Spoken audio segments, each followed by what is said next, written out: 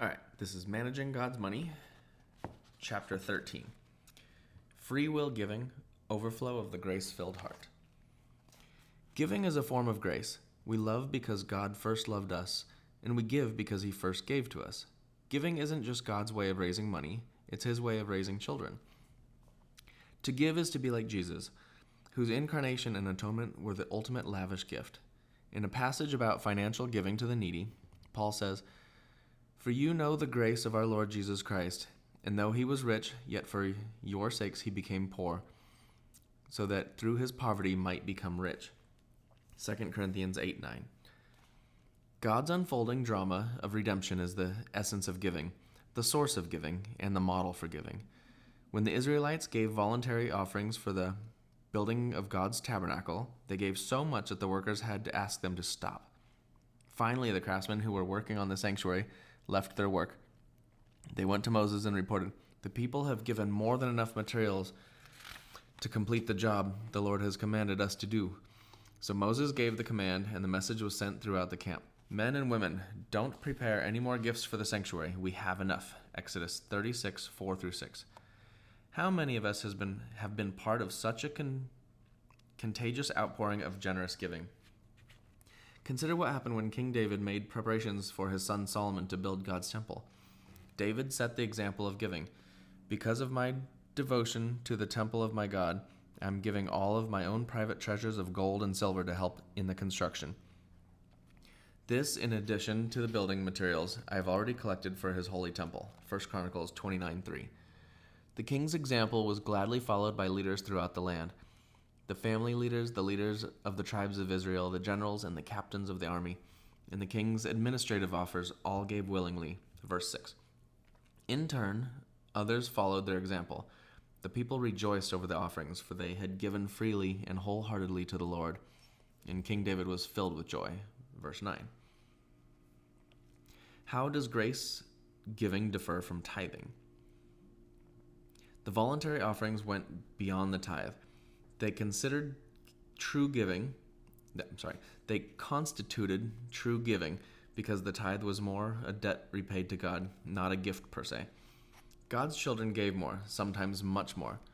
As needs and opportunities arose, if the tithe was a demonstration of obedience, then voluntary offerings were a demonstration of love, joy, and worship.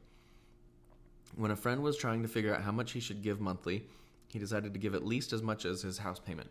He told me, "If I can't afford to give that much, then I can't afford to live in a house this nice." He didn't reason from the tithe. He reasoned from his house payment, which was significantly greater than 10%. Though God desired his people to do it joyfully, tithing required no heart response. But the free will offering was different. It involved the joy of a heart touched by God's grace. I objected to the widespread notion that God's people, Israel, labored under a dreary legalism in their giving. On the contrary, the Old Testament emphasizes free will offerings or voluntary offerings. These were included along with the required tithes. Bring your burnt offerings, your sacrifices, your tithes, your sacred offerings, your offerings to fulfill a vow, your voluntary offerings. Deuteronomy 12:6. The Israelites got caught up in the thrill of giving as exhibited in their joyful contributions towards the building of the tabernacle. The people of Israel, every man and woman who was eager to help in the work the Lord had given them through Moses, brought their gifts and gave them freely to the Lord. Exodus 35:29. Here we see that Old Testament giving went far beyond tithing. The emphasis is not on the amount of the offering, but on the willingness of each person's heart. It wasn't a tithe, which was obligatory. Instead, it was given freely. Ironically, Christians who considered tithing the pinnacle or high ground of giving were actually lowering the Old Testament standards, which merely stated with the tithe or one of the tithes, but did not end there. Should the church, transformed by the redemptive work of Christ, experience such passionate giving less than our Israel counterparts, or should we experience it all the more? God's gift to us is the lightning. Our giving to him is the thunder. As lightning precedes thunder, so God's grace both precedes and causes our giving. This is clearly evident in 2 Chronicles 8:9, a passage that addresses giving as a response to God's grace and in response to the great needs of others. Giving involves money, but much more. We can give a meal, a house, a dress, a shovel, a bicycle, a sewing machine, or any other possessions, or we can share any possession freely while still maintaining ownership. I know many people who are very generous with their possessions, quick to serve others with no strings attached. They loan their books, cars, camping equipment, laptop computers. I'm convinced God will reward them not just for giving, but for sharing. Two cautions are in order.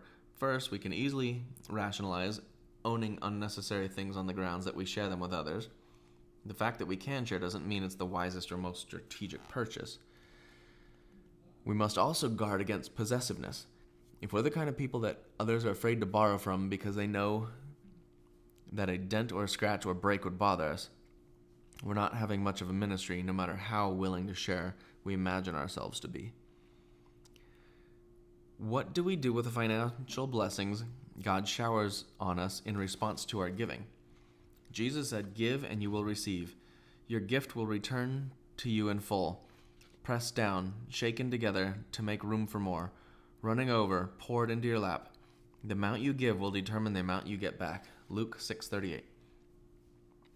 R.G. Letourneau, an inventor of earth-moving machines, gave away 90% of his income to the Lord. As he put it, "I shovel out the money and God shovels it back. But God has a bigger shovel." He lived the proverb, "Give freely and become more wealthy. Be stingy and lose everything." The generous will prosper. Those who refresh others will themselves be refreshed. Proverbs 11:24-25. My family has experienced God's bigger shovel, his abundant material provision to the giver. In some cases, it's obvious, such as an unexpected check in the mail or being given something just when we thought we'd have to buy it. One time we discovered an error we made in our bank balance, finding we had more money than we realized. In other cases, God's provision is less obvious but equally real. A washing machine that should have stopped a decade ago keeps on working. A car with 200,000 miles on it runs for 2 years without so much as a tune-up. A checking account that should have dried up long before the end of the month somehow makes it through.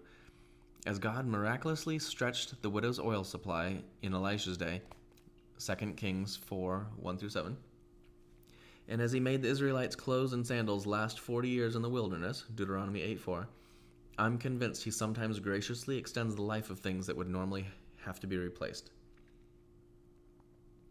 Why has God provided more than we need? Whether or not you're a giver, you have considerable material blessings from God. Have you ever asked yourself, why has he provided so much? You don't need to wonder. God tells us exactly why. God is the one who provides seed for the farmer and then bread to eat. In the same way, he will provide and increase your resources and then produce a great harvest of generosity in you. You will be enriched, made rich in every way, so that 2 Corinthians 9:10-11. So that what? How you finish the sentence determines your stewardship future. Prosperity theology would finish it like this: so that we might live in wealth, showing the world how much God blesses those who love him. But that isn't how Paul completes the sentence. He says, you will be made rich in every way so that you can always be generous. When God provides excess income, we often suppose that it's a blessing. Yes, but it would be just as biblical to think this is a test. Abundance isn't God's provision for me to live in luxury. It's his provision for me to help others live. God entrusts me with his money, not to build my kingdom on earth, but to build his kingdom in heaven. When thinking clearly, I will see that often he wants me to downsize my temporary kingdom in order to upsize his eternal kingdom. Part of that process is not only to give, but to give cheerfully. Remember this: a farmer who plants only a few seeds will get a small crop, but one who plants generously will get a generous crop. You must each decide in your heart how much to give, and don't give reluctantly or in response to pressure, for God loves a person who gives cheerfully, and God will generously provide all you need. Then you will always have everything you need and plenty left over to share with others. 2 Corinthians 9, 6-8. It doesn't get much clearer than that. Paul explained in the previous chapter, at the present time, your plenty will supply what they need, so that in turn their plenty will supply what you need. Then there will be equality, as it is written, he who gathers much did not have much, and he who gathered little did not have too little. 2 Corinthians 8, 14-15. Why does God give some of his children more than they need and others less than they need? So that he may use his children to help one another. When those with too much give to those with too little, 2 problems are solved. When they don't, 2 problems are perpetrated. Too often we assume that God entrusts more to us to increase our standard of living, yet his stated purpose is to increase our standard of giving. How do we set our own salaries? The owner God has put each of our names on his account. We have unrestricted access to it, a privilege that is subject to abuse. As his money managers, God trusts us to set our own salaries. We draw needed funds from his wealth to pay our living expenses. One of our central spiritual decisions is determined an amount that is reasonable to live on. Whatever that amount is, and will legitimately vary from person to person, we shouldn't hoard or waste the excess. After all, it's his, not ours, and he has something to say about where we put it.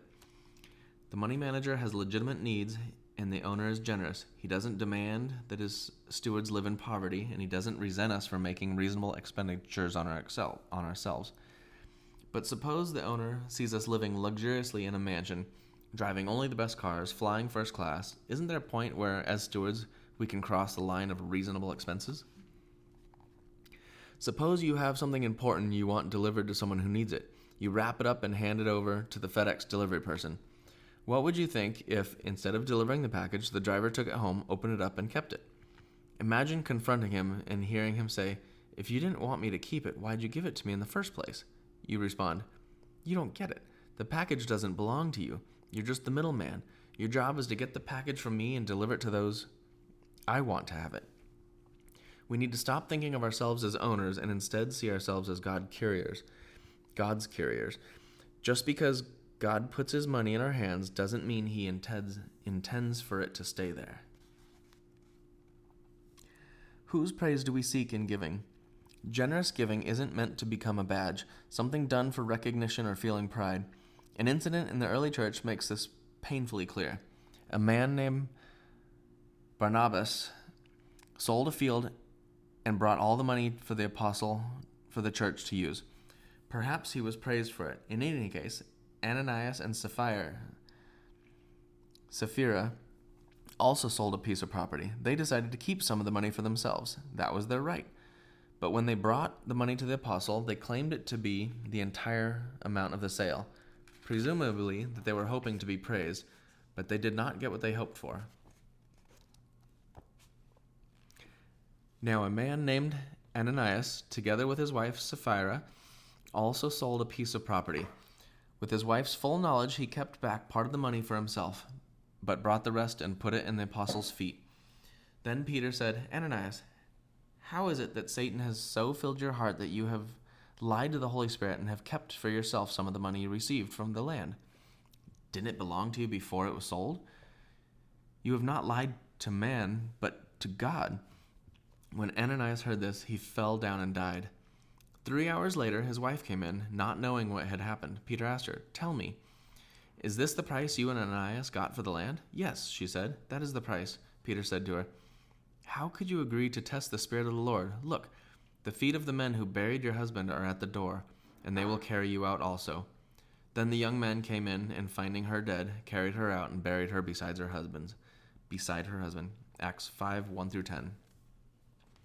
If we were tempted to appear as if we're giving or sacrificing more than we are, we should take seriously what God did to Ananias and Sapphira. This is not a club we want to join. What is sacrificial giving? What does it mean to give beyond our ability?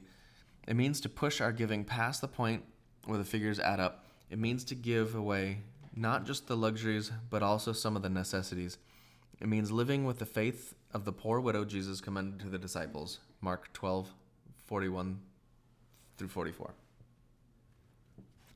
The Macedonian Christians were dirt poor, yet when they heard of needy people in Jerusalem, they gave according to their means, and beyond their means, and to their own accord, begging us earnestly for the favor of taking part in the relief of the saints. 2 Corinthians 8:3 through 4. When told they were too poor to give, they begged for the privilege of helping out. For most of us, giving according to our means would stretch us. Giving beyond our means would stretch us or even appear to break us, but it won't, because we know God is faithful. Giving sacrificially also means giving the best. If we have 2 blankets and someone needs one of them, sacrificial giving hands over the better of the 2. Sadly, much of our giving is merely discarding. Parting with something we didn't want in the first place isn't giving. It's selective disposal. When God commands David to build an altar in a certain location, the owner of the land offered to give it to David, but David insisted on buying it and saying, "I will not sacrifice to the Lord my God burnt offerings that cost me nothing." 2 Samuel 24:24. When David gave, he intended to give sacrificially. He would not give merely his leftovers. Sacrificial giving makes no human sense, but we are to think like Christ, not like the world. Paul was a recipient of such sacrificial giving by the churches in Macedonia. He honored those givers, using them as an example. He wrote to the church in Corinth, "Out of the most severe trial, their overflowing joy and their extreme poverty welled up in a rich generosity. For I testify that they gave as much money as they were able, and even beyond their ability." 2 Corinthians 8:2 through 3. A single man in our church came to Christ in his 20s, read the scriptures, and got so excited that he decided to sell his house and give all the money to God. But when he shared this plan with older believers in his Bible study group, something tragic happened. They talked him out of it.